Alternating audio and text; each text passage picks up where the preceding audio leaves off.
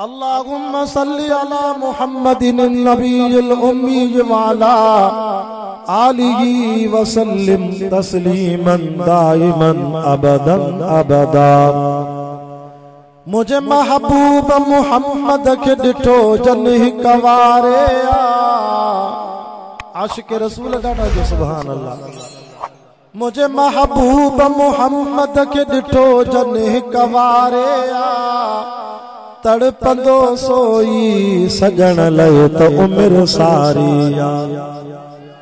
कोई या कलीमुल्ला तो कोई या सफीउल्ला, कोई या नजीउल्ला तो कोई या खलीलुल्ला, पर ज़ात सभिनी में सजन मोहम्मद तुझी त भलारिया।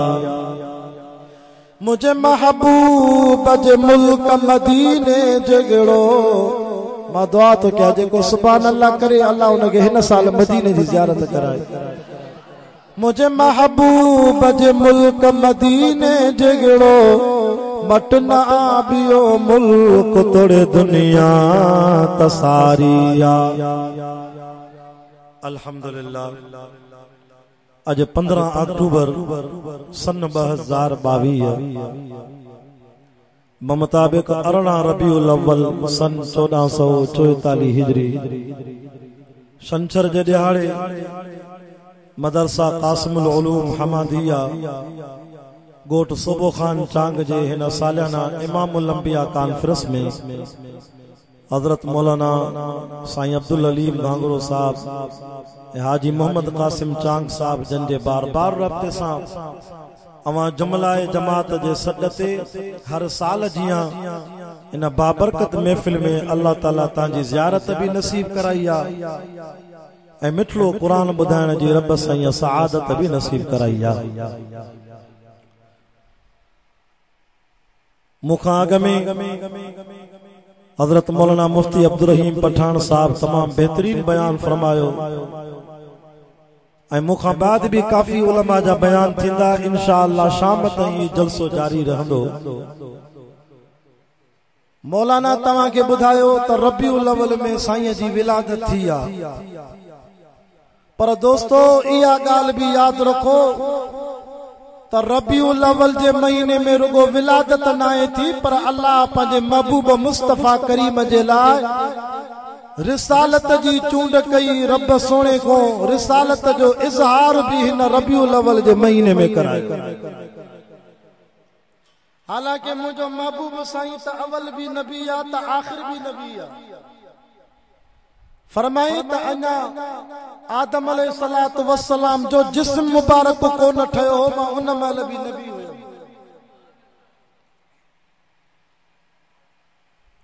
अव्वल भी नबी आ आखिर भी नबी आ। बाकी साईं जी रिसालत जो जेको इजहार थियो आ मक्के पाक में जिब्रील मुझे साईं सां भाकुर पातो कुरान जी वही शुरू थी त इहो महीनो भी रबीउल अव्वल जो। अल्लाह साईं पंहिंजे महबूब करीम सल्लल्लाहु अलैहि वसल्लम के जरे मक्के को मदीने हिजरत कराई त इहो भी रबीउल अव्वल जो महीनो। ऐं अल्लाह साईं पंहिंजे महबूब करीम सल्लल्लाहु अलैहि वसल्लम के जरे दुनिया में उकबा दे आखिरत दे घुरायो त उलमा लिखन था इहो रेलत भी रबीउल अव्वल जे महीने में थी। सबनी में ताए विलादत रबीउल अव्वल में, रिसालत रबीउल अव्वल में, हिजरत रबीउल अव्वल में ऐं सोने जी रेलत रबीउल अव्वल में। विलादत ते खुशी आ, रिसालत ते आजमाइश आ, तकलीफ आ। अबू लहब जश्न मनायो ऐं मिठे मोहम्मद पाक जी मिशन तौहीद के सिद्दीक़ अकबर संभाले। मुझा दोस्तों जश्न मल्हाइण, लगड़ियूं हणण, हुजूर जी खुशीअ में मिठाइयूं विराइण इहो ॿारनि जो कमु आहे। मिठे मोहम्मद पाक जी तौहीद वारी मिशन के संभालण इहो जवाननि जो कमु आहे। किन ॿारनि वारो कमु खयो आहे, पर हिन उलमा देवबंद खे अल्लाह सोणे हुज़ूर जी मिशन वारो जवाननि वारो कमु पुखे में ॾिनो।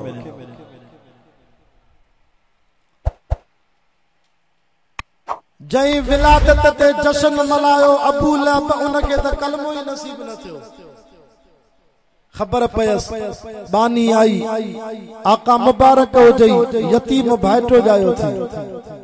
ये अशद आंगुर सा पंहिंजी बानीअ खे चई गुलामी जे ज़ंजीर मां आज़ाद आ, जो मूंखे यतीम भाइटे जी ख़ुशख़बरी ॾिनी। नबी सल्लल्लाहु अलैहि वसल्लम जी ख़ुशीअ में आंगुर सां इशारो करे बानीअ खे आज़ाद कई। अल्लाह ताला के यो मंजर वणी वियो। अज भी कब्र में अजाब थियस तो अबू लहब के दुश्मन के, पर इन आंगुर के अजाब न थो थे छो तो मिठे मोहम्मद जी खुशी में बानी आजाद की। पर जे निभागो कलमो पढ़े आ तो सजी जान बची वई। विलादत ते जश्न मल्हाई पर कलमो नसीब न थियस। ओ होडे वार गुंडीदार चप थुल्ला रंग जो मुश्की, विलादत जी ख़बर ही कोने से। सोने जी रिसालत ते ततल वारीअ ते समारन सा लोह खे तपाए बाह में टांडन ते समारे पुठीअ खे डंभ था ॾिन, तबी चे तो कुल वल्लाहु अहद अहद अहद तौहीद जा नारा तो हणे। जे बिलाल मिशन संभाली घुमे मके मदीने जी ज़मीन ते पियो, पर हालाणी वारो चांगन जे गोठ जे सालाना जलसे में अचण वारो घुमे मके मदीने जी ज़मीन ते पियो, पर बिलाल जी जुतीअ जे खिसकाट जो आवाज अल्लाह मिठे मोहम्मद के मेराज जी रात जन्नत में पियो ॿुधाए। जश्न कम आयो या मिशन कम आई, तौहीद वारी मिशन संभाले उहा कम। ऐं ईअं बि फरमायो बिलाल तू जन्नत में मां मोहम्मद पाक को भी अग में हलंदी। बिलाल तो चइसे मां तां को अग में कीअं हलंदुसि। फरमायो जंहिं बुराक ते मां नबी सवार थी जन्नत में वेंदुमि, उन जानवर जी मुहार सवारीअ जो रसो बिलाल तुझे हथ में हो। अल्लाह अकबर कबीरा। मुसलमानों कुरान जा आशिको दीन जा परवानो, विलादत ते खुशिया, रिसालत ते मसाइबन आजमाइशा तकलीफा। जरे महबूबन करीमन सल्लल्लाहु अलैहि वसल्लम जी विलादत थिया। अल्लाह नुक्तो तो बुधाया, वक्त मुख्तसरा, उलमा तमाम घणा। महबूब साईं जे दरवाजे ते 300 दायूं आयूं, दर खड़कायो, अंदरो आवाज आयो केरा दरवाजे ते। ये आमिना जो घर आ, मां फिलाणे कबीले जी दाई आ, बार जायो आ जी बिल्कुल जायो आ। वालिद अथस न यतीम आ, यतीम मो छा मिलंदो, वडेरन जा भोतारन जा सरदारन जा बार खणो। पर मुझो ज़मीर चोंदो आ, वजदान चोंदो आ 300 मुशरिका दाइन के मिठे मोहम्मद जे दर तो भी रहमत न मिली। अल्लाह साईं इन्हनि जी झोल के कबूल ही न कयो। रब झोल चूंडी त महबूब मुस्तफा जे लाइ सादिया कबीले जी नेक बख्त औरत अम्मा हलीमा जी झोल कबूल कई। या चूंड कंहिंजी आहे? अज भी पीर परस्त मुशरिक मालदार जिनजो अकीदो सही न आहे, जेके उम्मत के पंहिंजे पेरन जा सजदा कराईंदा आहिनि, झंडन कंडन जा कब्रुन जा सजदा कराईंदा आहिनि, भली लखे रुपया ख़र्च करे 20 उमरा करे मोहम्मद पाक जे साए रोज़े जी दीदार करे अचन, पर जे शिरक जी धप तन तौहीद को खाली त तबी नबी साईं जे दर तो भी महरूम था थी। छो त तौहीद वारी खुशबू हुजे। बचपन में अल्लाह साईं पंहिंजे महबूब मुस्तफा जे लाइ अम्मा हलीमा जी झोल चूंडी। वरी साॻियो महीनो रबिल अव्वल जो अल्लाह साईं रेलत वारी रात मुस्तफा करीम सल्लल्लाहु अलैहि वसल्लम के जने दुनिया में पाण दे घुरायो त रब झोल अम्मा बीबी आयशा जी चूंडी। अम्मा आयशा चेती मुंहिंजी झोल में मदीने वारो साईं इएं चमकंदो हो जिया तवां जे चांगन जे सालियाना जलसे में सैयद हबीबुल्लाह शाह जे हथ में रब जो कुरान थो चमके। त तॾहिं त मौलाना अब्दुल शकूर दीनपुरी रहमतुल्लाह अलैह फरमाइंदो हो दुनिया में ॿ क़ुरान अथव हिकिड़ो ख़ामोश क़ुरान आहे जंहिंजो रोज़ तव्हां दीदार कंदा हो ॿियो ॻाल्हाइण वारो क़ुरान से कहिड़ो आहे फरमाया वन नज्म इज़ा गवा मा ज़ल्ल साहिबुकुम वमा गवा वमा यंतिक़ु अनिल हवा इन हुवा इल्ला वहयु यूहा। ओ मुंहिंजा सोना नबी जॾहिं तूं ॻाल्हाईंदो आहे ज़ुबान मिठे मोहम्मद जी हूंदी आहे पर कलाम मां रब करीम जो हूंदो आहे। सोना तूं ॻाल्हाइण वारो क़ुरान आहे अल्लाह जी चूंड आहे। रब्बिल अवल में अल्लाह साईं बचपन में अम्मा हलीमा जी झोल क़बूल कई नबी साईं जे लाइ ऐं रब्बिल अवल में अल्लाह सोने खे पाण ॾे घुरायो त बीबी आयशा जी झोल क़बूल कई। वरी रब्बिल अवल में रब हिजरत वारी रात वरी झोल चूंडी त अबू बकर सिद्दीक़ जी गार में 3 ॾींहं 3 रातियूं गार में सिद्दीक़ जी झोल में मदीने वारे साईं आराम कयो। अम्मा हलीमा चेती अच्छे कपड़े में मुझे महबूब वेड़लो जरे कपड़ो हटायो हुजूर साईं जी नूरे नबूवत वारी नजर अम्मा हलीमा जी अखिन सां मिली वई त साईं मुस्कुरायो। अम्मा हलीमा चेती एडो सोनो त मां ॾिठो ई कोन हो मुझे जिस्म में हुजूर साईं के भाकुर में कयो त रतूबत अची वई मुझे जिस्म में खीर अची वियो। इंसाफ वारो नबी हो नंढे हूंदे इंसाफ कयईं सॼे पासे ॾों खीर पीअंदा हा। कॾहिं कॾहिं सोचम त अल्लाह जे नबी के खबे पासे ॾों खीर पीआरा त बरकत थे मुझे जिस्म में। सोने पंहिंजो चेहरो फेराए छॾियो हातिफी आवाज़ आयो हलीमा इंसाफ वारो नबी आ बचपन में ही पंहिंजे भाउ जो हक़ न खाई। अॼु भाउ जो हक़ खाई वियो आहे भाउ सां नथो ॻाल्हाए। असां उन नबी जा उम्मती आहियूं जंहिं बचपन में भी इंसाफ करे ॾेखारियो।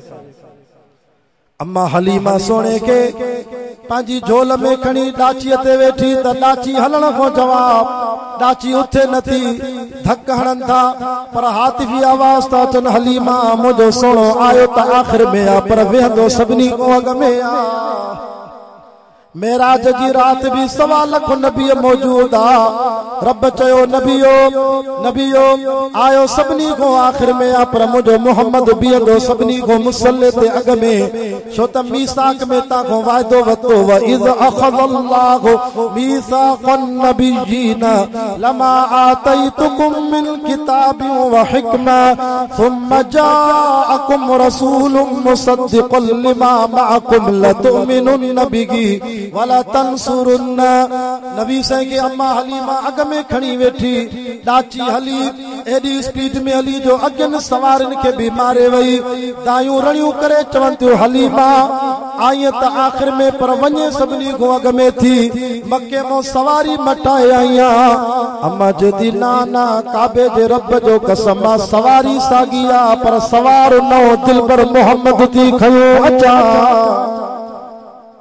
सवारी जो कमाल ना है सवार जो कमाल आ। दोस्तों इते भी हिकिड़ो नुक़्तो तो ॿुधायां तवज्जो कंदो वक्त मुख़्तसर आहे ईमान ताज़ो थी वेंदो तव्हांजो। ॾिसो जंहिं सवारीअ जी निस्बत मदीने वारे साईं सां थिए थी उहा सवारी सभिनी खां शान में चो ॾाढा चो मथे जंहिं ॾाचीअ ते मदीने वारो साईं वेठो उहा ॾाची 300 दाइन जी ॾाचीअ खां मथे। वरी मेराज जी रात जंहिं बुराक ते मिठो मोहम्मद साईं वेठो सल्लल्लाहु अलैहि वसल्लम उहो बुराक सभिनी जानवरनि खां मथे। वरी साॻियो रब्बिल अवल जे महीने में हिजरत वारी रात जंहिं सिद्दीक़ जे कुलनि ते मुंहिंजो सोणो मोहम्मद पाक वेठो त उहो सिद्दीक़ भी 1.25 लाख सहाबा खां मथे छो त निस्बत जो फ़र्क़ु आहे। अल्लाह रेलत भी रब्बिल अवल में मुझे साईं जो आखिरी टाइम आ 12 रब्बिल अवल जो दिहाड़ो आ। साईं जो दर तो खड़के फरमाया मन दक़ल बाब केरा दरवाजे ते साईं न जिब्राइल व मई इस्राइल सैमा जिब्रील भी आयो आ हजरत इस्राइल भी आयो आ। हजरत इस्राइल तो चे अल्लाह दे रसूल करीम सोना दुनिया जे दरन ते विंदो आ के को पुछंदो ही ना आ साईं तवां जे दरवाजे ते रब मोकलियो फरमा इजाजत वठ जाए महबूब इजाजत हुजे त अंदर अचां।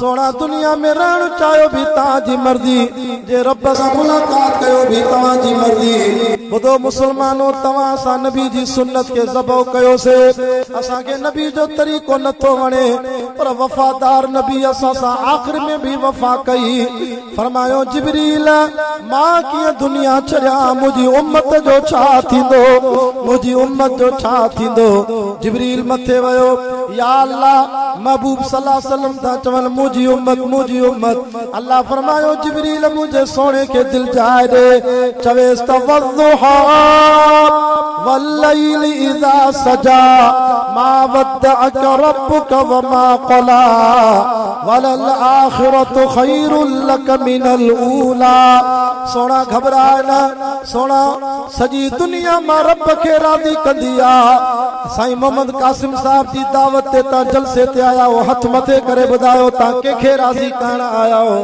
ए मदरसो हले तो साईं वारा खिदमत कंता त केरो राज़ी थे अल्लाह राज़ी थे पीर मुर्शिद वली बुजुर्ग खतीब मुबल्लिग नात खाना इमाम सब चवंदा रब तू राज़ी थी पर मुझो रब तो फरमाए वला सौफ युती का रब्बुक फतरजा सोना तो के तुझी उम्मत जेला मा रब राज़ी करे छडी दो सा आखिरी टाइम में साईं जन जो रूह मुबारक कब्ज थियण वारो आ साईं जन आखिरी टाइम ते भी उम्मत के कौन विसारियो इज़राइल साह निकरदो आ तकलीफ थींदी आ हासे तकलीफ थींदी आ साईं रग रग मो जिस्म जे अंग अंग मो साह निकरदो आ इज़राइल पो मुजी उम्मत जे मुवहिद जी पारत थी नमाज़िन जी पारत थी हाफिज़न जी पारत थी आलिमन जी पारत थी साईं साह डाडो दुखियो निकरदो आ वाह शफीक नबी तुजी अज़मत तो कुर्बान वना तदी त कुरान तो चल लक़द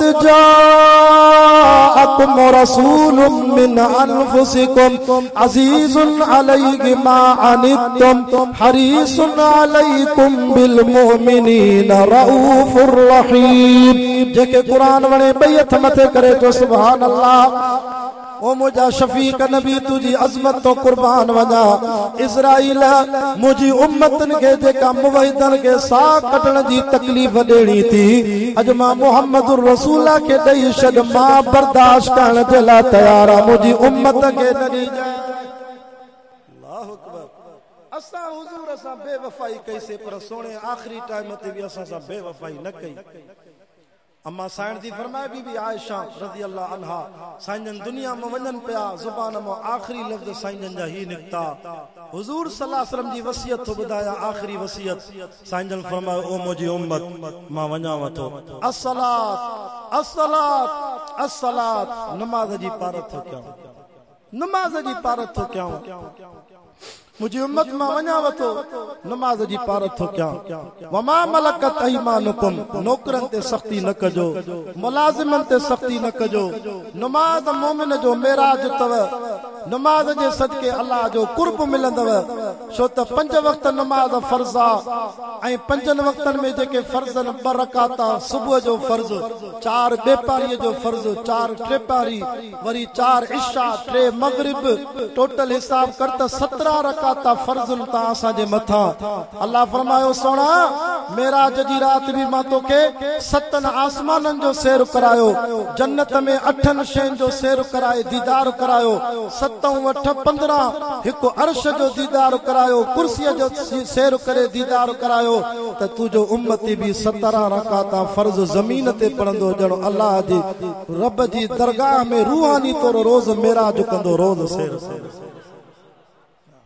असा के जेका आखिरी गालियों तवज्जो हजरत साईं जन अची वियान असा के फजर नमाज मिली न या फजर नमाज हजरत आदम अलैहिस्सलाम के अल्लाह साईं जरे हेठ लाथो जन्नत मो कडी जमीन ते त रात जो टाइम हो सजी रात आदम अलैहिस्सलाम रुनो आ या अल्लाह मा के जन्नत मो कडी जमीन ते लाथे जरे सुबह जो टाइम थियो सिज उभण वारो थियो तुलू आफ्ताब पियो थे थोड़ी रोशनी थी सुबह सादिक थियो त आदम अल्लाह जे दर ते ऊंधाई खत्म थी शुक्राने जो नफल पढ़ियो रब के इया गाल वणी वई उम्मत मुहम्मदिया के इयो टाइम फर्ज नमाज करे ऐं मां किताबन में पढ़ियो त जन्नत में भी अल्लाह साईं जेको दीदार कराईंदो वो फजर वारो टाइम हूंदो वो जेके मानू फजर जी नमाज पढ़न था उन्हनि के अल्लाह जो दीदार नसीब थींदो जेके रात जो सुमनी 3 बजे ता सजी रात मोबाइल हलाए उथनी 2 बजे ता उहे अल्लाह जे दीदार हो महरूम थींदा और सुबह जो अल्लाह रोज़ी विराईंदो आहे।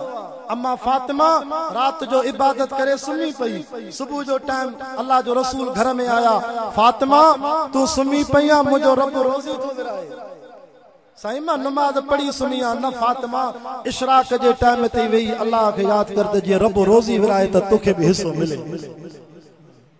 मुसलमानों, हजरत यूसुफ अलैहिस्सलाम के जरे भाइरन खूह में उछलायो त यूसुफ अलैहिस्सलाम के 3 तकलीफूं आयूं। एक रात जो टाइम ऊंधई तकलीफ, वो हजरत यूसुफ अलैहिस्सलाम के भाइरन जो भी दुख, वो खूह में दर्द भरी दुआ घुरे, अल्लाह रोशनी त दे, रब तहज्जुद जो टाइम मां यूसुफ अलैहिस्सलाम तो चई, या अल्लाह हिन वक्त मां भी तकलीफ में आ, जेके बंदा तुजा तकलीफन में आइन उन्हनि खे रब तकलीफ खत्म कर, सुकून दे। किताब लिखंदा यूसुफ अलैहिस्सलाम जी दुआ क़यामत ताईं रब कबूल कई। सॼो ॾींहुं कंहिंखे दुख मिले, कंहिंजो प्यारो माण्हू वफ़ात करे, सॼो ॾींहुं रोईंदो, पर तहज्जुद वारे टाइम ते सभिनी खे सुकून अची वेंदो, निंड लही। अस्पताल में मरीज़ दाख़िला, सॼो ॾींहुं तकलीफ़ आहे, पर पोयों टाइम रात जा 3 थींदा त उन मरीज़ खे बि सुकून ईंदो। जेल जो कैदी आहे उनखे बि रात जो 3 बजे सुकून ईंदो। इहा दुआ अथव यूसुफ अलैहिस्सलाम जी। वो शुक्राने तौर यूसुफ अलैहिस्सलाम नफल पढ़ियो, अल्लाह हिन उम्मत ते फर्ज कयो। मुंहिंजा दोस्तो, बेपारी जी नमाज पढ़ो, आखिरी ॻाल्हियूं, बेपारी जी नमाज पढ़ो, अल्लाह तव्हांखे इन इबादत जो सिलो ॾींदो। जो सिज लड़े थो, तव्हां रब जे दर ते नमाज त पढ़ो, अल्लाह तव्हांखे महशर वारी गर्मी को बचाए। ऐं फरमायो त 5 नमाज़ां छो मिलियूं, 5 नमाज़ां छो मिलियूं हिन उम्मत खे? इंसान जे जिस्म में अल्लाह 5 हवास रखिया। घणा हवास ॻाल्हायो? 5 हवास।